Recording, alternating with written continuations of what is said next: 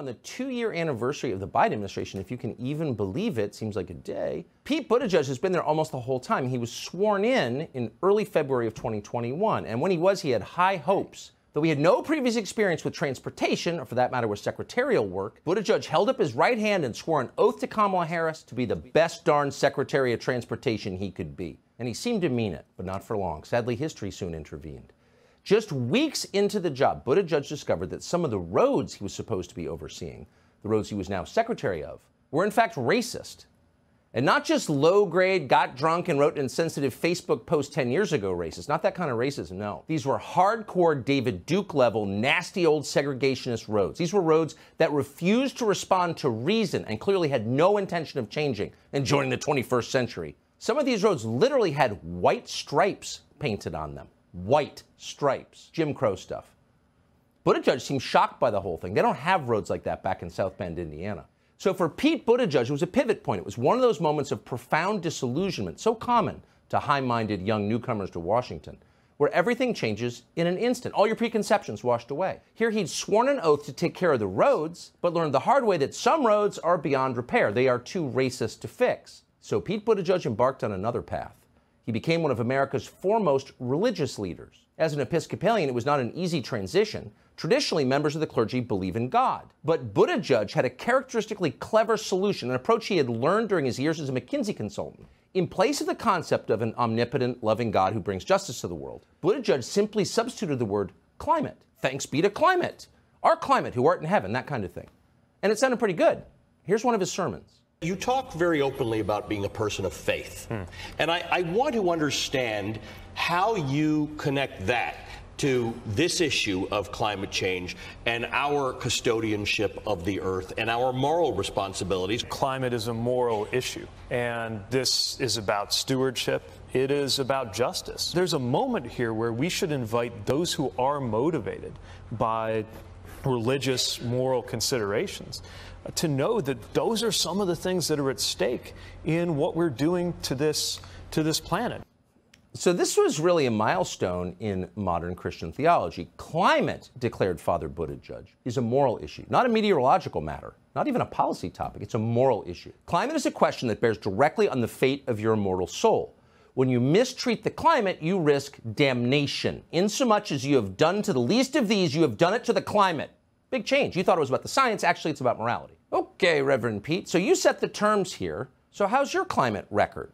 That seems like a fair question, given that you've just told us that we will go to hell for our carbon emissions. So let's see how you're doing. Fox News Digital just got a hold of the Reverend Pete's travel schedule, a list of trips he's taken since getting the job at the Transportation Department.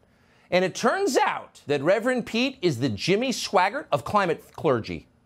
He was commanding you not to do it. At the same time, he was doing it himself in a very big way. Way more than you've ever thought of doing it. Reverend Pete has sinned. Oh boy, has he, in a dark and very naughty way. In less than 2 years, Buttigieg has flown private at taxpayer expense nearly 20 times. He's jetted to Ohio and Florida and New Hampshire, among other places. In September, Buttigieg took an FAA jet to a Canadian gay rights ceremony to accept an award for his LGBTQ+ advocacy, something else he's been doing since he gave up on the roads. All this has been extremely expensive for you and every other taxpayer. You may recall that Donald Trump's HHS Secretary, Tom Price, lost his job for doing exactly the same thing. An outraged Politico.com drove him out of office. So it's expensive, but that's not the real crime. The real crime here is against the climate. It's a sin. It's a moral transgression, because none of these planes that Pete Buttigieg was jetting around on were solar powered. Not a single one ran on a windmill or recycled French fry oil. They were all fossil fueled, all of them. And there is likely no mode of transportation in the history of machines that emits more carbon than private air travel. That would include long trips across India on coal-fired locomotives. Private jet travel stands alone. Private jets emit an average of 2 tons of carbon dioxide in an hour, per hour. For perspective, that's 14 times more carbon emissions per passenger than the JetBlue flight you're on, or any other commercial flight. So you might as well start a tire fire to heat your house. That would be better for the atmosphere than what Pete Buttigieg is doing. Traveling by private jet is literally the last thing that Father Pete should ever do. But we shouldn't be surprised that he's doing it. You may remember that last year, when Pete Buttigieg was busted commuting in a carbon-belching SUV, one of the vehicles that destroys the climate, then unloading a bicycle from the back seat for a short, widely photographed ride to the White House. You're seeing that footage on your screen now. Now, that should have been the very first tip that Reverend Pete's sermons and the self-described climate activists who applauded those sermons are all entirely fraudulent. And in fact, they are fraudulent. Roughly half of all emission created by airplanes are emitted by the richest 1% of the population flying private, the great majority of these Biden voters and big fans of, you guessed it, the Reverend Pete Buttigieg. This year alone, to pick but one among many examples, Steven Spielberg, who said he's terrified of climate change, emitted over 4,400 metric tons of carbon from private jets. How much is that? That's 600 times more emissions than the average person emits in a year. Another climate activist, Taylor Swift, nearly doubled Steven Spielberg's total. 8,000 metric tons of CO2 in a year. All of them destroying the planet, rising the seas, an offense against Mother Earth. Now, Taylor Swift justified it by saying, oh, I loan out jets sometimes. Oh, it's okay. But it's not okay, not if you claim to believe in climate change. A 50-minute flight on a private jet can emit as much carbon as the average person's car does over an entire year. 50 minutes! So imagine what a flight from DC to LAX does, or more likely from Hamptons to Aspen. And then imagine thousands and thousands, tens of thousands of these flights, all carrying people who claim they believe that climate change is, quote, existential. It's not a mistake, it's intentional, it's a statement, and it's quite a statement if you think about it. If you're yapping about carbon emissions and climate and then flying private, what you're really doing is hoisting a screaming middle finger to the country, to the plebes below in their SUVs, which you say you plan to ban. And not just in this country, we've got it easy. The economies of entire nations around the world are being destroyed right now in the name of fighting climate change at the behest of people who fly private. So people are going hungry and freezing to death around the world so that Pete Buttigieg and his friends won't have to walk through the magnetometer at the TSA checkpoint. And we don't mean to single out the Reverend Pete, though he is certainly the most self-righteous of the group. They're all doing it. Is there a single high-level climate activist who doesn't fly private? At the recent climate summit, more than 400 attendees flew in privately, not on JetBlue, in their own planes. Jeff Bezos is one of them. He flew in his private jet. So did Boris Johnson. John Kerry was famously busted flying to a climate summit in Iceland on his personal Gulfstream. But don't worry, he had no choice. He's too important. Watch.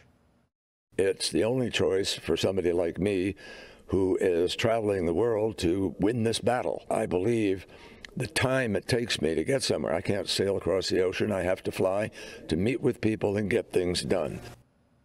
Oh, someone like me. You never heard of Zoom, pal? You should be in jail by your own standards. You're a climate criminal. You're a climate criminal. You should be in prison by your own standards.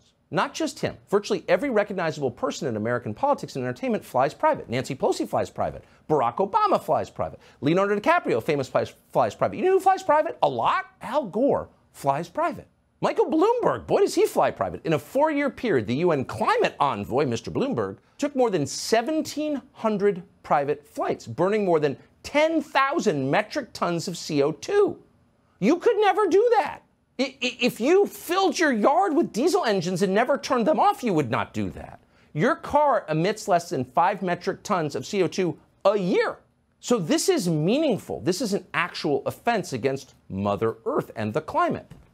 So you have to wonder what the defenders of climate think of this. What about the climate warriors at Greenpeace and the Sierra Club and the Environmental Defense Fund? Have they noticed this? Not really. Have they scolded their donors for undermining their core message? No, of course not. Catherine Clark, the incoming Democratic Party House whip, doesn't complain either. She should be, because her own child has nightmares about climate change. Let me tell you what it means to me, coming in as a different generation. I remember my middle child waking up with nightmares over concern around climate change. Okay, so you terrorized your own children. You scared the crap out of little kids about climate. So you must be very upset about what Pete Buttigieg is doing to climate by flying private, which is the most destructive thing you can do to climate other than signing off on the sabotage of a Russian natural gas pipeline, which I guess they also did. But who's noticing? But she's not worried about it. Catherine Clark doesn't care, and neither do her donors, including the environmental activists who send her all that money. Could it be that the climate movement isn't really about the climate? or about the environment? Could it be that the climate movement is really about creating a permanent caste system where the people at the top of society, the Brahmins, can do literally whatever they want, can violate with impunity the standards they impose on others while endlessly lecturing and oppressing the population that supposedly runs the country, but of course actually doesn't? Could it be? Oh, it's possible. We called Pete Buttigieg's office today and asked how you can justify flying private as the earth warms and the seas rise. How are you not a climate criminal? Speak slowly so we can understand. Of course, they didn't explain. But the rest of us should impose this as a litmus test going forward. No one who seeks to impose carbon rationing on another human being should ever be allowed to step within 100 yards of a private aircraft. Period. Anyone who claims to be serious about fighting climate change should demand tomorrow morning a federal law against private air travel. Make it illegal. It's that simple. Then go ahead and fly commercial with everyone else or stay home. What's the argument against that? Well, here's what you do know. Anyone who lectures you about climate and opposes banning private air travel is a total fraud and should be ignored.